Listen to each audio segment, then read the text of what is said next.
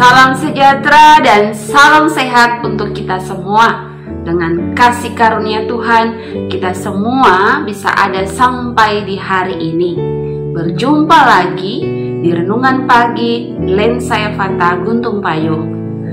Mengawali aktivitas kita di hari ini, mari Bapak Ibu Saudara-saudari jemaat yang dikasihi Tuhan, kita melandasi seluruh aktivitas hidup kita dengan firman Tuhan.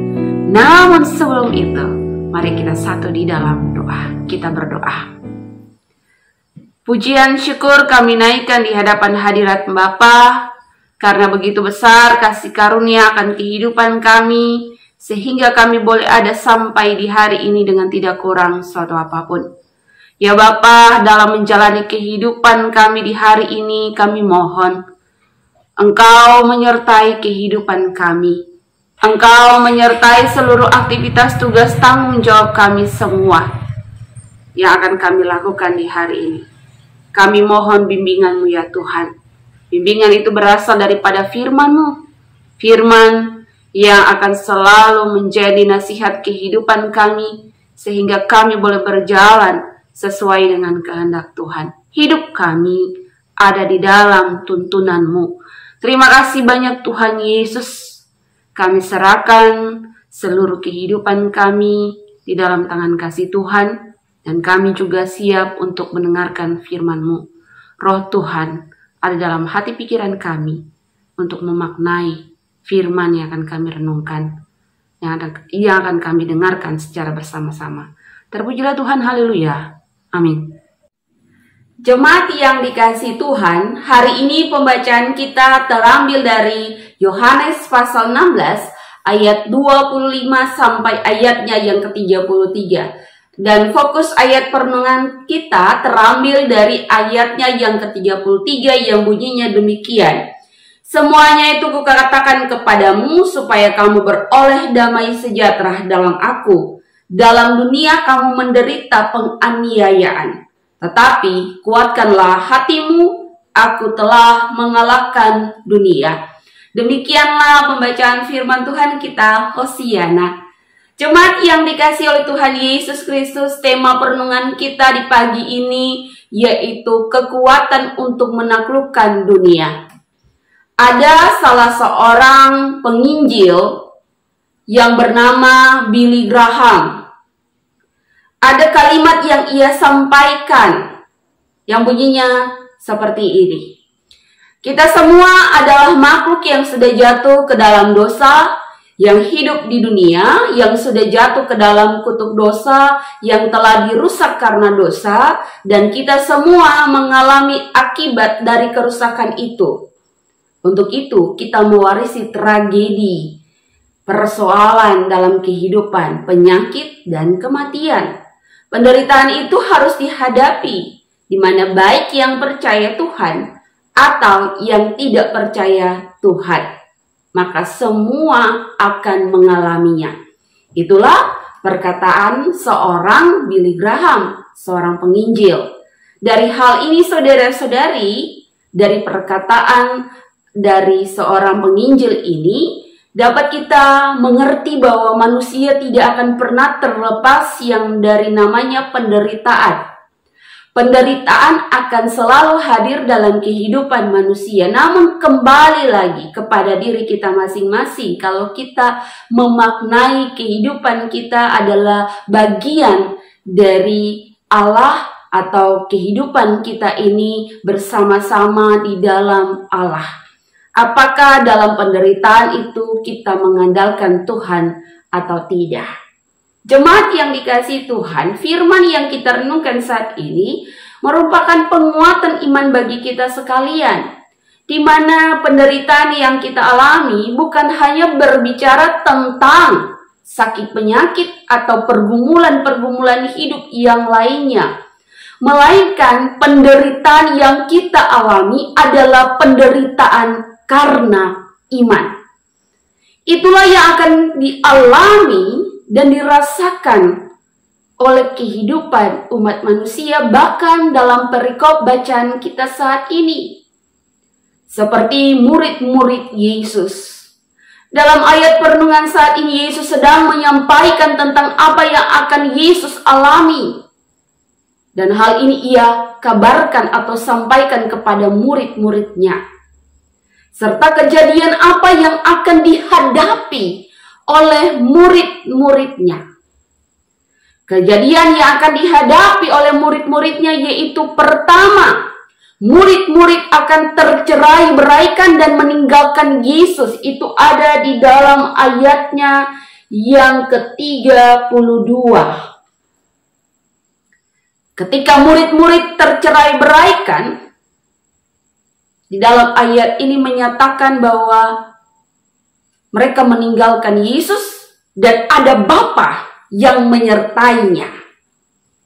Ayat ini merupakan suatu penyataan iman kepada para murid, di mana Yesus Kristus itu datang dari Allah, dan para murid harus mengimani hal tersebut,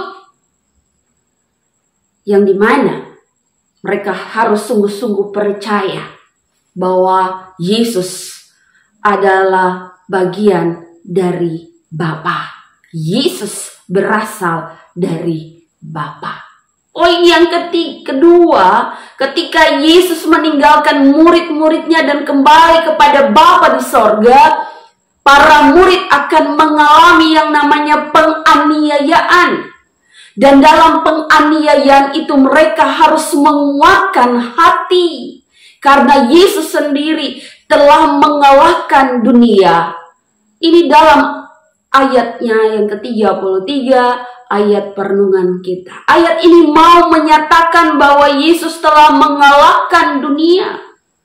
Maka di dalam Yesus, para murid akan mengalami damai sejahtera. Damai sejahtera yang mengalahkan kekalutan, ketakutan. Dan damai sejahtera yang memberikan ketenangan dan kekuatan dalam menghadapi segala penganiayaan dan penderitaan. Dengan demikian, saudara-saudariku, jemaat yang dikasihi Tuhan, para murid harus sungguh-sungguh percaya terlebih dahulu bahwa Yesus Kristus itu berasal dari Bapa.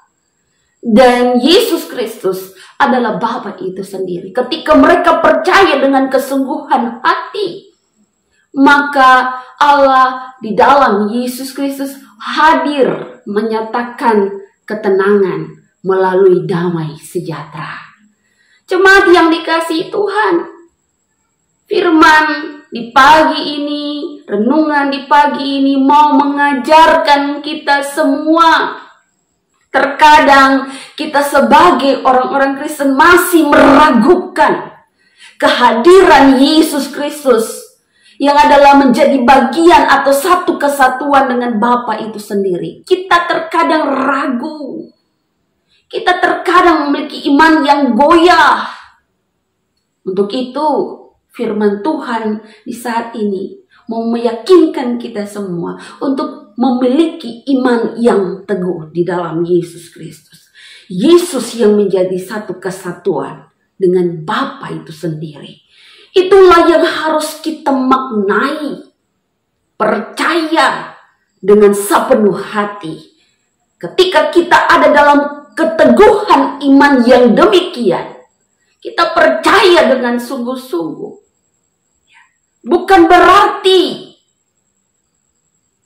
kita dijamin bahwa kita bebas dari penderitaan iman.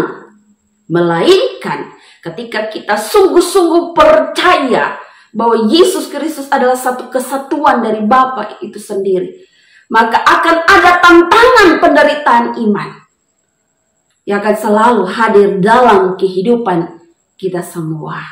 Tantangan itu bisa berasal dari diri sendiri maupun dari juga lingkungan sekitar, orang-orang yang ada di sekitar kita.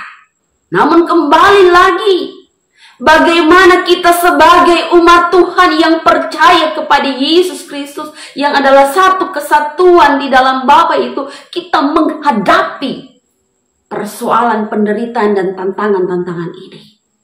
Kalau kita menghadapi dengan sungguh-sungguh mengandalkan Yesus Kristus itu sendiri, Maka percayalah saudara-saudariku, jemaat yang dikasihi Tuhan, bahwa dalam penderitaan iman yang kita alami dalam sepanjang perjalanan hidup ini, akan ada penyertaan Tuhan, akan ada damai sejahtera yang Tuhan berikan. Sehingga penyertaan dan damai sejahtera itu menenangkan hati kita, menenangkan pikiran kita dalam menghadapi setiap realita penderitaan iman. Untuk itu saudara-saudariku, teguhkanlah dan kuatkanlah hatimu dalam menjalani perjalanan penderitaan iman di tengah-tengah dunia ini. Ayat 33 mengatakan bahwa aku telah mengalahkan dunia. Siapa lagi kalau bukan Tuhan Yesus Kristus kita yang sudah mengalahkan dunia? Dia memberikan jaminan bahwa kita akan ada di dalam damai sejahtera dalam menghadapi situasi kehidupan apapun. Dalam menghadapi perasaan-perasaan hidup apapun. Ada damai sejahtera yang menenangkan dan menguatkan. Kiranya firman Tuhan yang kita renungkan di pagi ini menguatkan seluruh perjalanan kehidupan kita dari hari lepas hari. Tuhan Yesus memberkati. Amin. Jemaat yang dikasihi Tuhan, mengakhiri renungan kita di pagi ini, mari kita berdoa.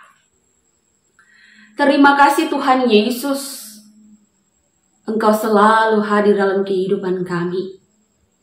Kami menyerahkan seutuhnya kehidupan kami ini ke dalam tangan kasih-Mu. Dan kami yakini dan kami imani, menjadi pengikut-Mu bukan berarti kita terlepas, terbebas dari segala penderitaan, tantangan, pergumulan. Namun semuanya itu akan hadir di dalam kehidupan kita sebagai anak-anak Tuhan, sebagai orang-orang yang beriman kepada Engkau. Untuk itu kuatkanlah dan teguhkanlah hati kami Tuhan, dalam menjalani setiap perjalanan penderitaan iman yang harus kami lalui. Biarlah kami teguh dan setia untuk terus menyerahkan kehidupan kami, untuk terus berseru tentang kehidupan kami ini kepada Tuhan Allah Bapa di dalam Yesus Kristus yang mempunyai kehidupan ini. Terima kasih banyak Bapa. Kami menyerahkan kehidupan kami di hari ini ke dalam tangan kasih-Mu. Terpujilah Tuhan, haleluya, amin.